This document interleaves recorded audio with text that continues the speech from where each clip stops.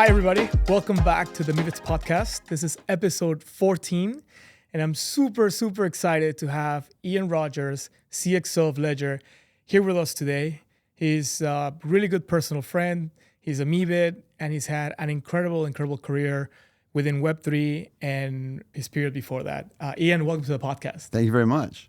Why don't we jump right into it? I'm kind of sweating over here. It's like I had to run. I ran in this like wool outfit because you're a busy guy. I was late. I appreciate you. I just want to say this is a real background. Yes. This is not like if I'm looking at it on the screen and if I was looking at it on the screen, I might be like, ooh, nice Zoom background. But no, it's real. And as I was coming up here, I realized that we're at 53rd and 3rd, which if you're a punk rock fan is an iconic corner. This is not what the Ramones song looks like to me.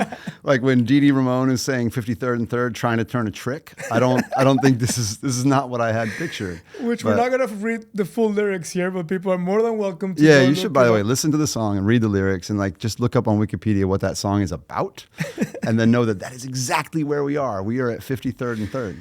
Oh, the city has evolved a lot since. Yes, it has developed a lot since the Ramones. It continues to do that. Your career has evolved a lot, and it did start with since the Ramones. Yeah, with music. Exactly. No. Yeah. I know you said you don't want to go through your whole career again because there's a lot of places for people to listen. You were just on Rick Rubin's podcast, which was incredible. Thank you. But for some of our listeners who might not know you beyond Ledger, really quickly walk me through what you did before that. Sure, yeah. And by the way, if anybody really wants to go deep, 2 years ago I was on Rick's podcast. It was like 3.5 hours long. And I'll make you a deal. If you listen to it, I owe you 3 hours. So I grew up in Indiana. I studied computer science in the early 90s. I'm 53 years old, to come back to 53rd and 3rd. And so I graduated with a degree in computer science in 94, which is only relevant because it was this moment when the internet was like a thing. Like when I started in 1990, it was I might as well have said, rocket science, but by 94 people were like using AOL, like normal people. Yeah.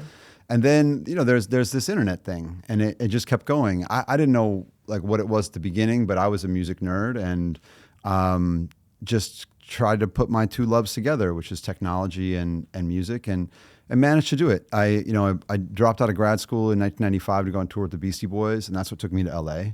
I moved to LA with the Beastie Boys in 95. And then did a number of things. We had a popular MP3 player in the late 90s called Winamp that was made by Justin Frankel, but I ran winamp.com and shoutcast.com, and that sold to AOL in May of 99. Worked with the Beastie Boys on the record label, Grand Royal, and then started another company with one of my colleagues at Winamp or Nullsoft, and then we sold that to Yahoo in 2003. We built Yahoo's music subscription service, which launched in May of 2005. It was the first all-you-can-eat $5 a month music subscription service. The tagline was more than 1 million songs, which, now that Apple Music and Spotify have more than 100 million songs, that seems pretty quaint, but it was true at the time. We had Shakira on like the side of a building in Times Square as our launch party for that. And interestingly, I got to show you the marketing for the Yahoo Music service because it was all little pixel people. Let's go. It's when you look at it, you'll be like, whoa. It was May of 2005, and we had these little pixel people were the marketing for Yahoo's music subscription service called Yahoo Music Unlimited. And then had another company called Topspin. The chairman was Peter Gocher, who invented Pro Tools and started DigiDesign. And then came with Jimmy Iovine and Dr. Dre and Luke Wood and Trent Reznor to build Beats Music. So I was the CEO of Beats Music, which was the music subscription service alongside Beats Electronics. And then we sold that to Apple, built Apple Music with Zane Lowe. Super proud of doing that. And Trent Reznor as well. And then got a call from LVMH to move to Paris and be the chief digital officer of this luxury conglomerate, LVMH, which I loved. It was great. Again, there's a longer story there. If you listen to the Rick podcast from 2 years ago, it's like we go pretty in depth. But then, right when I moved to Paris, I met Pascal Gauthier, who was the first investor in Ledger. I also met Tony Fadell, the inventor of the iPod and co-inventor of the iPhone and the founder of Nest. And, in 2020, Tony's family and my family were pod families. and we really wound ourselves up. We were like, okay, this is it with crypto. Like we were already invested in crypto, but neither of us worked in crypto. But we just went, okay, the technology's here. This kind of smart contract stuff that people were talking about like 3 years ago is really here today. And you've got this like global pandemic with 2 trillion of stimulus in the US and 1 trillion in Europe. And like, this is exactly what crypto was made for, right? So we were kind of all in. And part of that for me was talking to my friend Pascal, who'd been talking to me about coming to Ledger for a few years and saying, okay, I'm ready. I'm like 5 years in now at LVMH. I'm really a believer. So what can I do? You know? And for me, I really believed in Ledger because it's like a low beta, right? Like where, you could go in, to a chain or a particular area or a particular protocol or a particular app. But, those kind of go up and then they go down, where a low beta is just kind of going to go up for a long time. And the analogy for me with Ledger was Cisco, like there were so many killer apps on the internet and they were always being superseded by the next killer app. But Cisco just kind of had this like very simple thesis: there will be more internet tomorrow. Therefore, and I felt like it was the same thing for Ledger. There will be more digital assets tomorrow. Therefore, Ledger. The reason I say that, the reason I make that leap is, if you have digital assets, that means self-custody, right? It doesn't, and I think people actually in digital collectibles understand that far more actually than some people who are investing in Bitcoin, right? Like it means self-custody.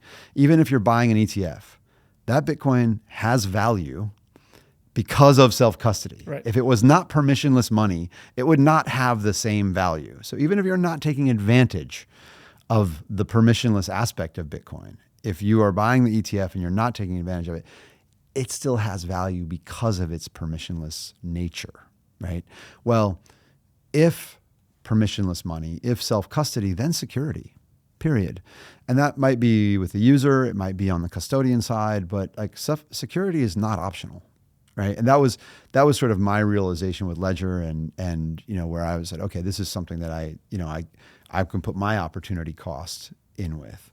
But when I joined Ledger, I had 0 NFTs. I didn't, and it was Gaspar, who you probably know, who is still with us at Ledger and a great collector. I was texting with him today about a drop, and who showed me a Winamp NFT, and he said, "Ian, I think you need to own this one." And I was like, "I think you're right." And then the slope after that is pretty slippery. So that's the full background. That's amazing. Winamp brings so many memories to me, and we could speak for hours about that. We'll leave it for another. It really whipped the llama's ass. Episode, but yeah, it's one of the earliest memories I have with like having fun with like computers, just listening to music on Winamp and the skins and customizing it and so on. So it's crazy to be sitting here now. It really was incredible. Like, I mean, I still, and those, it wasn't a company; it was like a family. Those were, friends. That's awesome. Yeah, and also it's crazy now to think that a lot of people listening to this won't even know what Winamp was, because they're too young for it. I always joke that I think that something like MetaMask will be that someday, and I mean no disrespect, because we love Winamp. I mean, what I mean is like, when I say Winamp, there's only 2 responses: either blank stare, like, okay, you worked at a company that made that, fine, or like, Winamp, that was my shit. Yeah. Like, I lived in that. I like that. I think it'll be the same thing. Anyone who bought a VFriend in 2021 will have that same reaction when someone says MetaMask in, wow, we're in 25, call it 35 maybe. Yeah, exactly. Security is your main thing though now. As CXO at Ledger has been innovating a lot. Obviously, like every single startup in the space, some great things, maybe some things that you guys could have done better in retrospect. But at the core, the way I think of Ledger is just like the most secure self-custody, especially for individuals, people who might not have the resources to, go put their seed phrases in the side of a vault in, a Swiss mountain or something. Your product line has come a long way, especially the new wallets are incredible. Tell me more about, how you personally see security as a NFT holder, crypto holder, and also how Ledger sees security as, the main business line. Yeah, I mean, I think it's really important for your audience. So I hope everybody that is interested in Meebits and punks and and digital collectibles generally really thinks about security.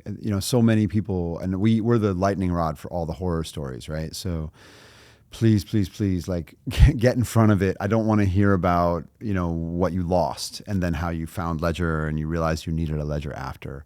But again, it's a self-custody thing. Like, what you should have, it's art. It's not a financial instrument. You should have it in your possession. But if you do that, well, how are you going to protect it? The whole game is protecting that private key. The private key just proves you're the owner. You don't put your Meebit in your wallet. Your Meebit lives on chain. It's safe out there on the Ethereum blockchain. And what you have is the proof that you are the owner of that Meebit. But what that means is that if anyone else gets their hand on that private key, they can prove that they are the owner of that Meebit. So the whole game is protecting that private key. So what Ledger does that no one else does, our standard of security is, what security in this space means is your private key is generated by and stored in a secure element chip. So it's a chip that was designed to protect secrets.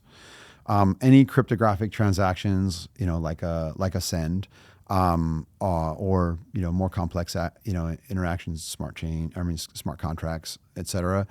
Those happen inside the secure element, and then you, the user, can verify those things on your screen, right? This is why wallets that don't have secure screens, or even just software wallets, if you have a software only wallet and you are targeted, you will get got. And these things in our community, the digital collectible community, we're super susceptible to these things because we aren't loners necessarily. Like, we're out there talking to people. People are talking to people on Telegram, Discord, X, and you think you're talking to somebody.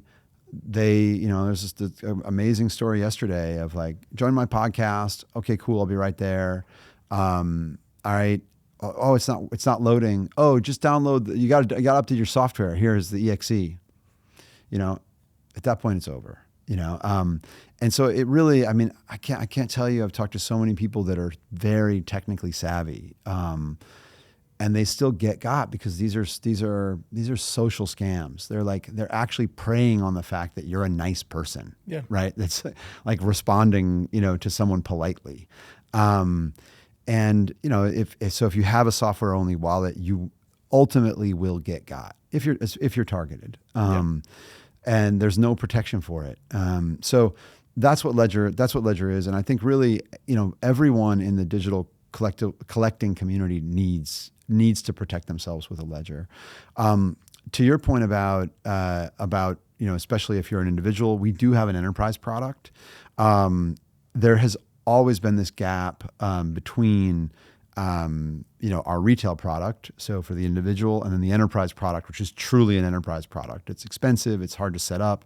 It's great if you're a bank or a government or a foundation or these kinds of, but for simply a whale or a big collector, it's not the right product.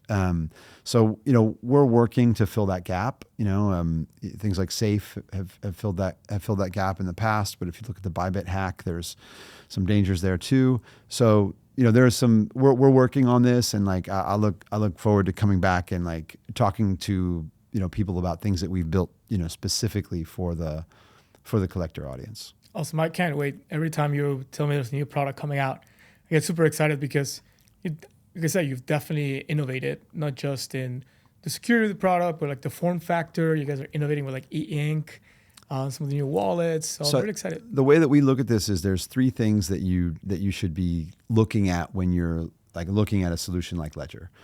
The first one is security. Like I said, we have those three things, like the storage inside the chip, the cryptographic transactions happening inside the chip, and the secure screen. And if you simply use those three things, there's not another device to buy. There's no one else who meets that bar.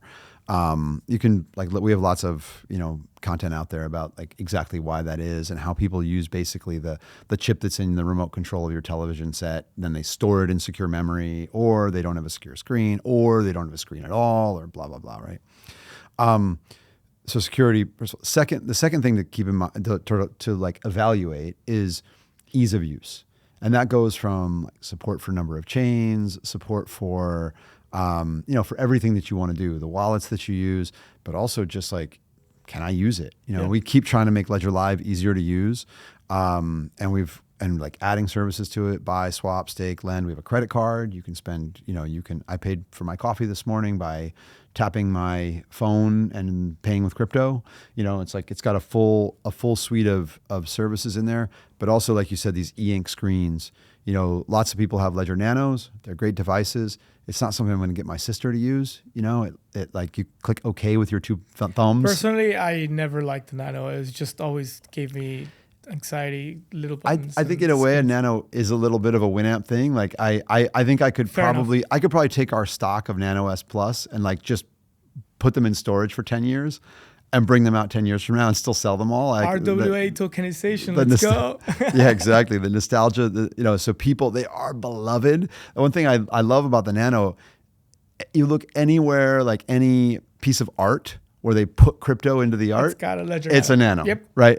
So I love that. And, when you put it on a touch screen, it starts to look a little more like a phone or a Kindle or something. You lose a little bit of that iconic, look. I have a collection of Nanos. They are easy to, the new touch screens are so easy to use. Ledger Flex, Ledger Stacks, and we'll keep innovating on that.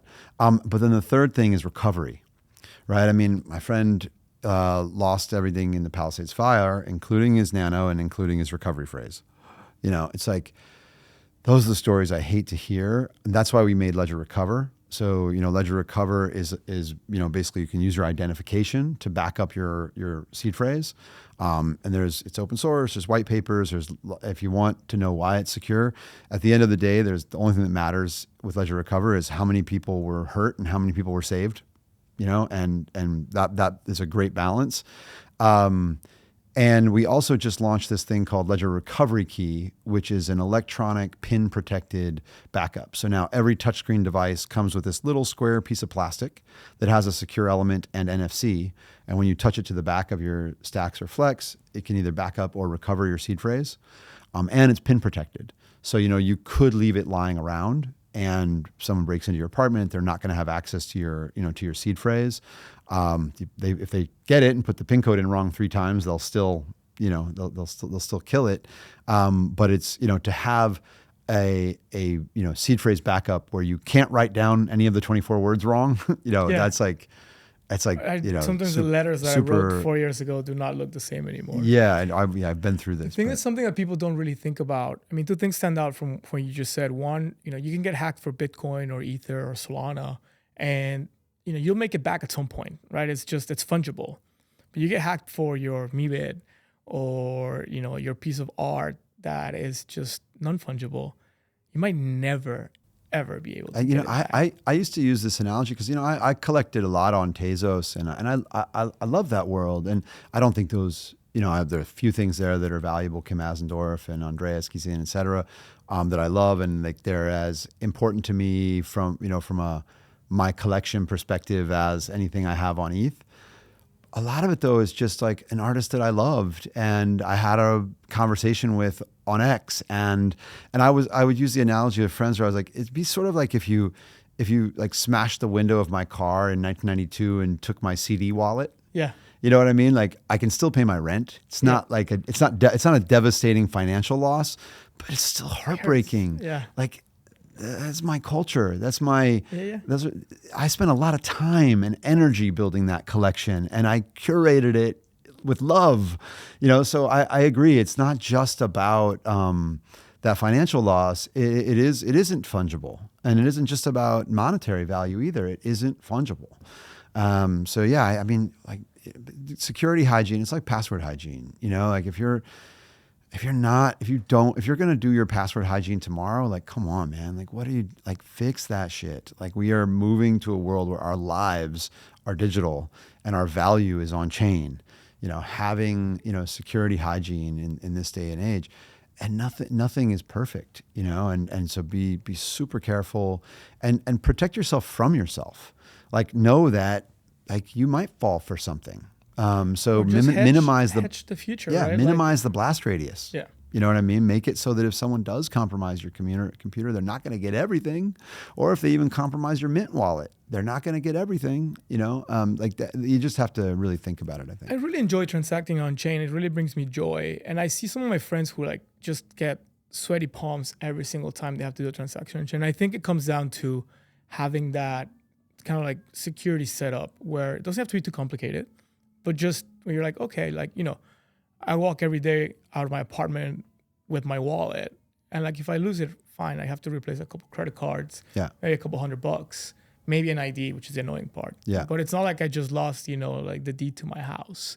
I don't have a house, but if I did. Imagine, I can't imagine walking out of my apartment with like my whole net worth in my back pocket. Yeah, and a lot of people ridiculous. do that. So there's the tools, guys, girls, Yeah, everybody. I mean, look, go and get yourself some of the new ledgers, some of the recovery stuff that they're developing, because it just makes your life more enjoyable, easier, allows you to be more adventurous sometimes on chain, right? Being able to respond quickly to new developments can be very positive EV. But if you're freaking out because you don't know what kind of setup you have on your wallets and you might put stuff at risk because you don't have the right setup, it might cost you. Can we talk about Meebits? We can definitely talk about enough Meebits. about me. People can listen about me somewhere else. I did want people to get a good feeling for, you know, the importance of security, because I think. Let's talk about. I want to talk about my personal experience with you and Meebits. Okay, fair enough. So at Ledger, we were. I'm talking to the audience now because you know the story. At Ledger, I was looking for a head of business development for what we do, and I talked to Raul Paul, and I'd already thought of Sergio, and Raul was like, Sergio, and I was like, you're right. Okay, I don't think I can get in, but let me talk to him. So I see you at Consensus, and I'm like, this is what I need, and you're like, all right, well, let me think of somebody. You know, you were busy. You're running your startup. Busy, yep. You're running your startup. Fair enough, you know, like, but to me also, by the way, this is the way you hire. Always, just like for everybody, the way to hire is you decide who in the world is the best at the job, and then you go ask them. And they're going to turn you down, but they're going to give you some names. Like, you know, say, okay, you turned me down, thankful, but you owe me 5 names. This strategy works, by the way. But you're like, all right, let me give you some names. And you did. You gave me a couple of people. I followed up with them. And then I was here, I think maybe a couple months later, we went for a run in Central Park. And then we were talking about your startup, and I could tell I was grinding you down a little bit. You're a good salesperson yourself. and I, you know, I was like, silly, come on, man, you either got to do this, or you got to help me find the person, basically. And then in November, you called me and you were like, we should talk. And I was like, all right, I got this. I was with Raul, and Little came in and he's like, you need to call Ian back. Yeah. And I was like, I'm gonna get him. And so we made a deal. Like we were all the way down. And then I can't remember if it was the day before or the day after Christmas. It was the day before Christmas. We talk, and I'm talking business. I'm like, okay, we're gonna do this. Here's where we're gonna start. And you're like, I gotta tell you something. You're like, I just got a call from Garga, and Meebits is on the table. And man, I think I'm gonna say it says something about my character, because I was just like, I was heartbroken because I didn't try to talk you out of it. I was just like, okay, if that's, you got to do that. Like, knowing who you are, and like, to me, like, you were representing the community already. Plus, you're a great entrepreneur. You're smart as fuck, and like, there's nobody better to do this thing. And so I was like, all right, this really, really sucks. This fucks me. Like, I'm back to square zero now.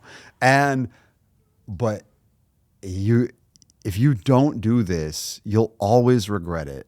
And if there's anything I can do to help you do it, I want to help. And so and by the way, I just hired, and he started 3 weeks ago, this head of business development. But we are now 9 months later. I am very sorry. It's one of the toughest calls I've had to make, because, well, yes, we literally had, like, there was an offer letter that I got the DocuSign 5 minutes before Garga called and said, hey, you know, you guys know the story. And so I was like, well, let me see if I can get the funding for this. Otherwise, it makes no sense. And you guys heard for those of you that hadn't heard Ian's background, like when I was in Wall Street, I always identified like this is the type of people that you want to work for one day, and you don't want to work for somebody for the rest of your life. But if you do have to work for people, find folks like Ian. No, thanks. So I was like, I was excited about the Ledger role. I think it's a great, company, great position, but I was very excited to work under you and to just learn so much from you. And we had some great brainstorming calls already about the strategy and so on. And but yeah, and I was like, gosh, oh my God, this is my calling. Like this is just a weird thing. No. I mean, you were so supportive. You literally said that you're gonna regret this for the rest of your life if you don't do this. I want to support you. Go and do it. It's a dream come true. It's a really, truly, like these type of opportunities don't come around very often. So that to me is my intro. What I want to talk about is like what's going on. Like I listen to the podcast and there's great guests, really awesome people that I like a lot. But I want Meebits. I want Meebits news. What's going on with Meebits? Well, I'll give you an update. Right, it's been 7 months and 2 days since we bought the Meebits. Okay. And we literally announced the minute after the check cleared, right? It was like, wanted to make sure that didn't leak. We wanted a clean new start for Meebits and the community. In those 7 months, we've taken a lot of, I want to say, not liberties in trying to really explore different avenues for the Meebits. I think we went into this with a clear idea of what the Meebits are and what their cultural and value proposition is.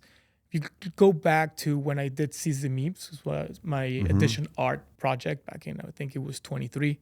I put out together like a little manifesto. It's actually one of the NFTs that we burned for another token. And it closely parallels what the 4 pillars of MeebCo are. The first pillar is that Meebits are art. And so art and provenance, it's our North Star, right? We're standing on the shoulder of literal giants in Matt and John.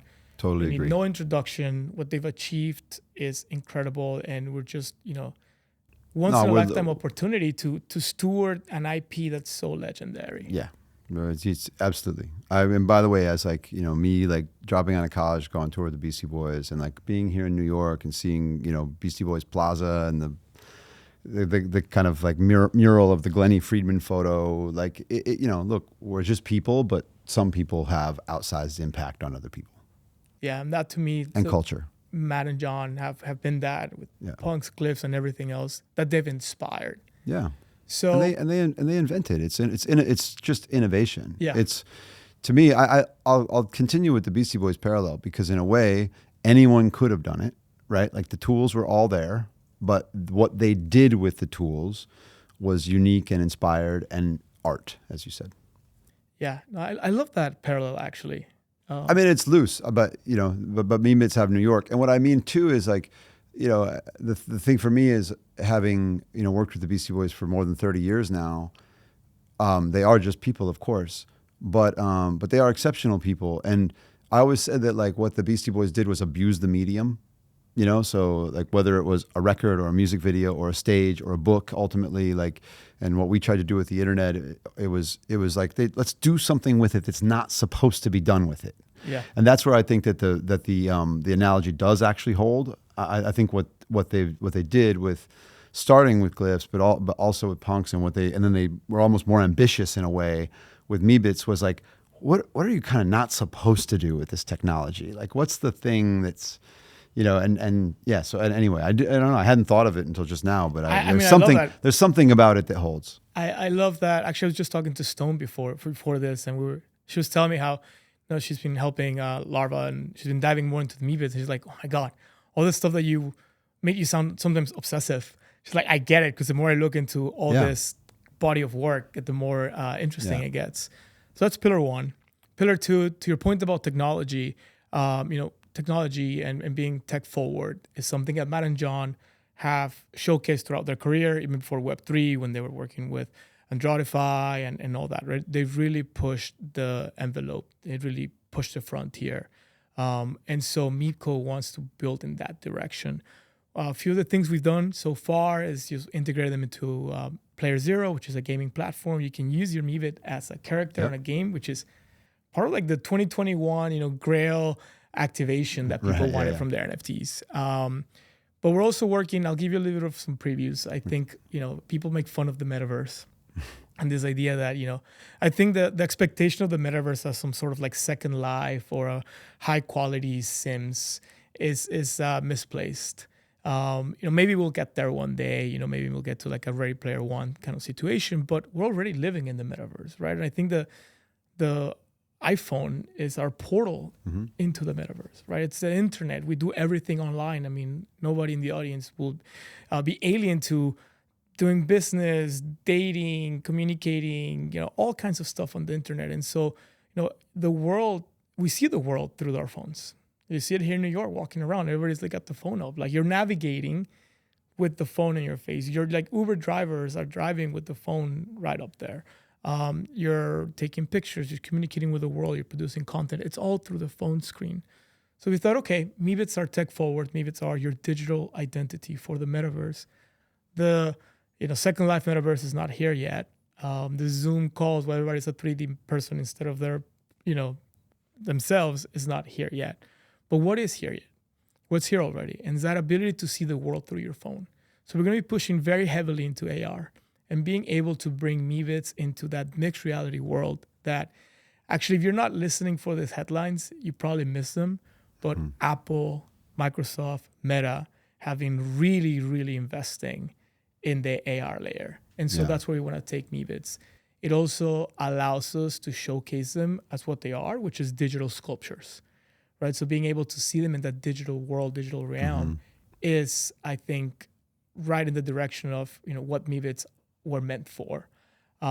So that's something that we're pushing when it comes to tech. But we've also done integrations with, AI platforms such as Think Agents to really, in the future, give Meebits the ability to be the body of your AI agent. Again, with that same idea that, you set your Meebit loose and they'll go do commerce for you. They'll go, communicate. They'll do whatever needs to be done. I think that, by the way, just to pause on that, I still think that idea is so interesting because I think that, the user interface of websites will change over the next 5 years. 5 years from now, I won't be going to Skyscanner and like choosing a date range, right? The interface will be MCP and I'll be talking to an agent and the agent will be using MCP to talk to Skyscanner or whomever and bring the data back to me. So I think, I'm building a website for something personal now and just for friends, like an invite for something. And I'm like, I just want the interface to be natural language. And I want my Meebit to be the character that talks to, the people that I'm inviting to the event, to say, hey, so it's not Hal, right? It's a character who's welcoming you. So I think that use case is so interesting. And they are kind of, known characters in that verse. Yeah, no, and we'll see more of that with the other side as it continues to open up. You guys really invested there in like AI capabilities. And so being able to again, it's like a hybrid NPC, right? Like it's an AI character, but also starts learning and understanding of, your activities, how you interact with it and so on. Being able to like educate the agent with like lore and so have players really interact with that in their own way. It kind of reminds me of playing Pokemon, right? Like Pokemon Red, Pokemon Yellow, when like you'll talk to the character. Obviously, in that sense, they're programmed to say one specific thing.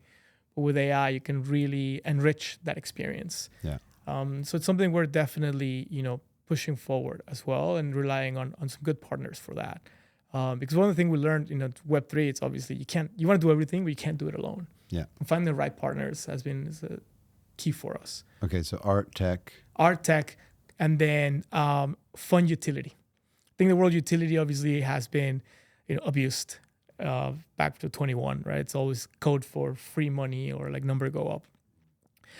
For us, utility is just the ability to really take your Meebit and enjoy the experience of being a Meebit holder, right? You're wearing our merch shirt that we drop with merch. And like that is a physical item that was designed for the metaverse by Matt and John. Right, so there's not a lot of people that can walk around the world and say, hey, this shirt was designed by the highest living grossing artist or highest grossing artist. alive. Alive. We're still here. Yeah. And you walk around and you go to the MoMA store, you go to different places, you go to Uniqlo and you see Basquiat prints and you see Van Gogh prints, and that's pretty cool. But these are items that were actually designed fully by Larp Labs, right? And we have over 90 traits in the collection that we can bring to life or that we can draw inspiration from to bring to life. So merch, we have some really cool toys coming. Also playing along with the tech innovation. I will leave that surprise for later, but those are really, really cool. Again, an incredible partner that we've been working with for a few months to bring a toy to life that will not only bring Meebits into a lot of kids' lives, but also in a meaningful way, allow kids to interact with that toy, with AI, and be able to use it to leverage the technology for learning, reinforcing education, and doing really fun things. Yeah. So fun utility, being able to enjoy the experience of not just being a Meebit, but what Meebits are. Community events, we have Ape Fest coming up. We have a helicopter ride for 30 Meebits. We're doing a booth at ComplexCon. Want to make Meebits really proud. Wait, 30 people fit in a helicopter? Yeah. Oh, we're doing 5 or 6 helicopters. Okay. Yeah. Okay. That's a big helicopter. No, it's 30 people ride. We're doing a Meebits brunch, very much in the style of Punk's Brunch. I have the honor of having one of the first few people who organized what is now Punk's Brunch, and it's an institution. So we definitely want to replicate that for Meebits, and we'll be hosting that at a Punks and Meebits holders residence in Vegas. We'll be at Marfa with some really cool activations. We have over 100 high-quality 3D printed Meebits that the community ordered. So we said, okay, we want to display Meebits at Marfa. We could go out and print those ourselves. We hold over 800 in our treasury. But what if we bring the community in with us? What if they could order their 3D prints, and then we'll showcase that both at Marfa and Vegas, and then ship them over to you guys? So I know you order a few. I owe you money. I haven't done it yet. I'm like, you're reminding me. Oh, right as I'm sitting here, I'm like, oh shit, I didn't send that yet. I'll do it. Fine. Well, I'm good for it. I know you're good for it. I know you're good for it. So I think that's also really cool that people will be able to see their Meebits having exhibited, and the exhibit that we're doing it is going to be awesome. It's going to be, I think, the highlight of Marfa. So being able to use my own personal network to leverage that for the Meebits community and make it fun to be a Meebit, make it substantial to be a Meebit. We have also some plans to do that in Miami later on in the year, and continue to develop activations that make people, again, proud to be a Meebit. Not because the number went up, because numbers will go up, numbers will go down, but really because people, I think, within the Meebits community, they join Meebits for a few reasons, right? One, it's a Larva Labs product, character, token, but also they vibe with what we're building, and we're building in that direction. We're not building this for the hype of do I want them to appreciate? Of course, I hold 800 in the treasury. My goal is to have 2,000 in our corporate treasury. They will continue to be our biggest asset. But really, it's that daily experience of hey, I'm really happy. I'm proud. I'm proud to be a punk. I love what punks have done. Yeah. And punks, it's the community that's on that, right? For the long, obviously Yuga, Larva, and now Node have had an impact, but really has been individual punk holders and groups, the Punks Telegram, the Discord, the brunches, the folks that have pushed Meebits punks into museums. It's the world's biggest performance art by a group. So I want to replicate that with Meebits. And so community first is our fourth pillar, and it goes hand in hand with what I just said about utility, right? And we've hired from the community. We all come from the community. And we understand what it is to be a Meebit and what got us excited about Meebits and what kept us in Meebits as things were going crazy in maybe other places. And that's the kind of feeling that we want to bring. We made some really cool, fun pins and bags. We just really want people to say, hey, I woke up this morning and I'm grateful to be a Meebit. In whatever shape, form, or version that is. If that's playing video games with your Meebit character, awesome. If it is interacting with your AI toy or your AI agent that's a Meebit, awesome. If that is just knowing that your Meebits, are in a museum one day, awesome. All of that works for us, and that's the direction that we're going. So I have so many thoughts like that. So one, I have a couple of thoughts, and the second one, I guess, is more of a question, because I'm curious how far you're going in this direction. As you were talking and listening to you talk with passion about the Meebits, I did have another parallel, very personal one about Beastie Boys, which is if you'd asked me, which many people did in 1995 or 96, like, what is it you do with the Beastie Boys? Because it was like people didn't even know what the internet was, right? The answer I gave at the time was, I take people that are sort of casually interested in the Beastie Boys and I try to make them super fans. And I'm like, I'm thinking of those words that I used to say when I'm hearing you talk, because it's a similar thing, right? Like you have this thing which is a collectible, and your job is to make them, like, as you said, proud to be a part of it and to make them passionate about it and to build a passionate community. I think, and you mentioned the Rick Rubin podcast from a couple of weeks ago. And one of the things I said on the podcast that the people have been repeating back to me, he asked me what I learned at LVMH, and I said that storytelling plus time equals value. And I do think that is, that's what I've always said about CryptoPunks. If you, somebody who's not in our orbit would ask, like, do you really think these CryptoPunks things are going to have value 20 years from now? And I would say, well, I can't tell you for sure, but I can tell you, how to place your bet. Do you think anyone will talk about them 20 years from now? If the answer is no, then the answer is no. And the answer is yes, then they'll actually be a lot more valuable, because storytelling plus time equals value. So if the story keeps getting told, here's what I know: there's never going to be a bigger supply of punks. In fact, the supply will shrink due to them getting lost, et cetera. But if there continues to be storytelling, if you have more storytelling and no more supply, then the value will go up. So I think in some ways, like your role ultimately is to keep the storytelling alive around Meebits. And then I guess my question is, like, Meebits have such a large surface area, like you were saying, like what you talk about with Stone. When you and I first started talking about this, lore was like a word you kept using. Like, where are you on the lore train? Because I would say two things. One, there's a lot of story to be told, right? Like, a lot of people don't know the story. There's things within the story, traits and reasons, and the backdrop of New York, et cetera, that people don't know. So how do you tell that? But also then an open question is, do you add to that? Like, do you create new lore? Like, is there, you mentioned toys. Is there like a... Yeah. So, this is to your point, one of the first conversations you and I had. Is there a Lego movie with that's Meebits? Hopefully one day. Actually, bring up Lego, and obviously people are always like, oh, Lego collab. And yes, I want to do a Lego collab. We do have a really cool bricks product coming out for the holidays. Keep an eye out for that. That's going to be really awesome. But not Lego yet. But what I like about the Lego movie is that the Lego man is an actor. It's not really always the same character. If you look at the Lego toys, right? Obviously the bricks are the bricks, but like the little characters within the sets is, always that little yellow man, and he puts on a construction vest and now he's a construction worker. Yeah. He puts on a police cap and now he's a policeman, and puts on a Spider-Man hood or Batman hood and now he's like Batman or Spider-Man.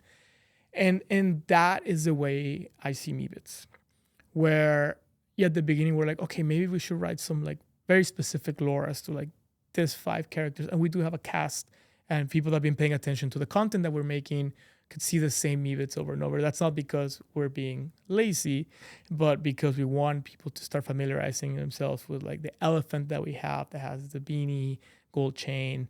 We have a beautiful girl that wears a hat and has like the luxe pants and so on. So that's just familiarizing people with like the brand. Obviously, we have our main pig. We've had attempts to name it within the team. Well, the last attempt was Chris Peter Bacon. So he'll be Crispy Bacon. Obviously, right. That did not make the public because it's not. Yeah. We to answer your question though, I think the lore of Meebits is the cultural relevance and the aspects that went into creating it, and the things that we're gonna do with them, like having them at Marfa, like having those AR activations that we want to do. And we'll let the community write their own stories with their Meebits. Why do I say that? One, because I think as I look for the next 20 years, right? Writing the full story for a cast or 20,000 characters, I think we'll do it at the service over the long term. Again, we do have a cast that we'll do fun things with. But we don't want to impose, these are definitely New Yorkers, even though all 20,000 of them were inspired by New York are wearing New Yorker traits because that leaves people out. And Meebits are very inclusive. And so these are 20,000 characters that you might find around the streets of New York. But maybe some of them are visiting from Norway. Obviously, the visitors coming. Very few New Yorkers go back thousands of years. Fair enough. Fair enough. But my point being, like, there's a lot of the story to be written, just Meebits as a brand, as a collection first. Yeah, I agree. Then Which is what we've seen with punks, right? Right. We've never really seen a punk be developed. Like, it's even like the punk, like we've kind of written about crypto punks much more than we've written about a punk. Correct. And even like G-Money, Seed Phrase, and those guys that have like branded themselves around their punk, it's more like a reflection of their own personality. Yeah. But you know, Meebits do lend themselves to be incredible, you know, fun characters. And we've explored some things and we'll continue to explore them. But the answer to your question is, right now we're focused on the lore of Meebits is really this, just the tapestry of all the elements and the ingredients that Matt and John put into the creation of the collection, the story that has not yet been fully told, and we want to do that. So we'll have this activation at Marfa, for example, with camo generation, right? Like the camo print is all generative. And so I don't think people realize how incredible that is, that Matt and John were able to create unique pieces of attributes that all look different. They put an algo within an algo. And so we'll do things to elevate that story and to let people take a piece of that story home with them and pay a lot of homage to those things. And you know, I don't think eventually we'll run out of stories like that, because the more I dig into the collection, I'm sure there's Easter eggs. Matt and John, every time I talk to them about like the Meebits puzzles, they just give me like smirks and they will not tell me if there's more. I think there's more. Yeah. And then down the line, I think we know there's a future where we take our cast and we develop a story around it, books, movies, shows. But for now, I think the biggest thing that we can do is to tell the Meebits story broadly. I think so too. I mean, I'll tell you a couple of things that I want. And I want this like for all of us in a way. Like, and I don't even mean all of us that own Meebits. I mean, just like, you know, there's some of these things are just great that they exist, right? Bluey, I'm so glad Bluey exists. Have you ever watched Bluey? Yeah. Dude, everyone should watch Bluey. It's like the greatest program ever made. But the interesting thing about it to me is, what's amazing about it is the execution of it, right? It's not the characters, it's not the animation, it's not even the voices. It is the storytelling, right? The storytelling is extraordinary, and that's I think where the lightning in a bottle comes in. So what I think though, to me, I put this in kind of into two buckets, which is why I asked the question the same way, because I feel like there does need to be some place where the Meebits story is told. And it doesn't need to be a Rizzoli book, right? It could be a website. It could be a video on YouTube, you know, where it's actually kind of like definitively told. Like, what is this thing? Like, what's the thing I can send to anybody and they're going to go, oh, I see what this is, right? I don't even know the answer to the question. Like, if someone asked me exactly what it was, I don't think I would do a particularly great job of explaining it, right? So I feel like there needs to be some kind of a definitive, like, what is Meebits? I think the other thing, though, is the way I would look at it is I want there to be some famous Meebits. I mean, you mentioned like G and Seed Phrase, and that's a version of what I'm talking about. But it's since Meebits could become kind of anything, you know, and it doesn't need to be Meebits. It could be that character. Yeah. Oh, and that character happens to be a Meebit. It's like Pharrell as a Lego, right? Yeah. By the way, that movie was absolutely brilliant. Love and that's like, by the way, it's that this is what I'm talking about. The thing that I think is so hard. When someone, you know, said there was a Lego movie, you weren't excited. That sounds stupid. It's hard to remember because now it's like become the Lego movie, and it was great. It was actually a good movie. People forget how surprising it was that the movie was actually good, you know. And remember, there was this period of time when Pixar was kicking Disney's ass because Disney was making mediocre movies and Pixar was making tearjerkers, right? It was John Lasseter. It wasn't the 3D animation. Nobody went to see Toy Story for the 3D animation. They went to see it for John Lasseter's storytelling, right? And so somehow, like I would love for somebody, and I think you're probably gonna have to prime that pump. You and I talked about this once upon a time, needs to like, they're going to build around a Meebit. Like, they could have built around somebody else. They could have started their own character. They could have done this. But no, they're like, oh wait, you know what? I'm just going to adopt this thing because when I do, I've got a built-in audience. Yep. Right. When I got to bootstrap this thing, I'm going to bootstrap it with this. And so I think that to me, that's something that I just want to see happen where like suddenly this thing kind of, it's like you almost have to explain to somebody, oh, that's a Meebit. And they're like, what? And you're like, no, that's a, I'm trying to think of the good example, right? It's like the solo artist. And then when you go, did you know he was a part, like, you know, when you tell somebody that Rod Stewart was a part of a band called The Faces, they're like, who? You know what I mean? Like, there's got to be a more contemporary example of what I'm getting, but you know, that's what I want to see. Like one of the characters kind of ejects in like its own, now then we're getting somewhere. Justin Timberlake and NSYNC probably. There you go. Justin Timberlake. That's also probably like, 30 years ago. But no, you know, we're dating ourselves here. Yeah, exactly. So to answer your question, yes, we are, you know, we put out a new website that's just a marketing site to hold us over because a lot of work is going into the new web experience, as we're calling it, to really tell the story of Meebits in an easy way, but also give you enough detail and trade lore and everything so that people can lose themselves in the collection like a lot of us have. And then some of the different activations and products that we're taking, we are utilizing some of those cast members individually to kind of almost like A/B test and see what really resonates. So for example, that toy I keep mentioning, it's a very, very particular Meebit that I think kids are going to love. And it's one of the Meebits that we've used. Then we're doing a couple of other things more for like young adults that have different Meebits that we're using for them. And to really, like I said at the beginning, when you asked me, you know, what's going on with Meebits, we're taking this year to really explore different paths. That was another question I want to ask you. Like, what surprised you? You know, you walked into this with a bunch of ideas, and then now you've operated it for a year almost. Like, what did you find surprising so far? Like, what didn't you expect? So many things, honestly. First of all, making physical product. I knew it was hard, and it took forever. Yeah, but it is hard. Welcome to the world of hardware. Yeah, it is. Hardware is hard. It is. It's super interesting, and again, we've been very lucky to find the right partners. One of our team members, S10, he lives in Asia. So he's our local boots on the ground. He's been sourcing distributors, suppliers for us. And just that's been awesome to have somebody there really get so many people from the middle out. So that's been very surprising. I kind of had an idea, but you know, I've worked in Wall Street before trading ETFs and options and creating structured products. Like there's nothing material to them or physical to them. And then I moved over to, you know, a wallet provider at Fireblocks, which again, we're just selling digital infrastructure. Yeah. And now I'm like, it takes how long to make plushies? It's just the plushie, man. How hard can it be? It's just the plushie or the shirts or, you know, we have a really cool, another merch collab coming out at ComplexCon.